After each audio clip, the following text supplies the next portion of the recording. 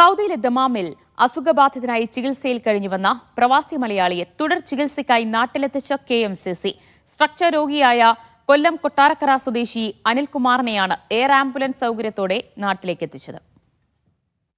12 വർഷമായി സൗദിയിൽ ഡ്രൈവറായ അനിൽകുമാറിനെ 2 മാസം മുമ്പാണ് മാരകമായ അസുഖങ്ങളെ തുടർന്ന് ആശുപത്രിയിൽ പ്രവേശിപ്പിച്ചത്. തുടർന്ന് നടന്ന സർജറികളും ചികിത്സയും അദ്ദേഹത്തിന്റെ ജീവിതം തന്നെ മാറ്റിമറിച്ചു. ഇതിനിടയിൽ ഹൃദയാഘാതവും സംഭവിച്ചതോടെ അത്യാഹിത വിഭാഗത്തിലുമായി. തുടർ ചികിത്സയ്ക്ക് സഹായവുമായാണ് അനിലിന്റെ ബന്ധുക്കളും നാട്ടുകാരും KMCCയെ സമീപിച്ചത്.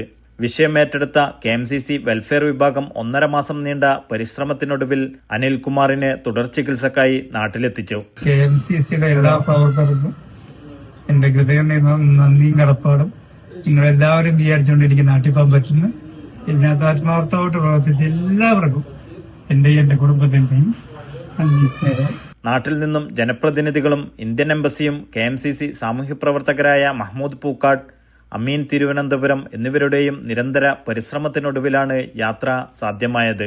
1.5 മാസത്തിന്റെ അടുത്ത് ആയി നമ്മൾ ഇതിന്റെ ഫോളോ അപ്പ് തുടങ്ങിയിട്ട് അമീൻ സാഹിബിന്റെ നേതൃത്വത്തിൽ കൃത്യമായിട്ടുള്ള മോണിറ്ററിംഗ് നടക്കുന്നുണ്ടായിരുന്നു.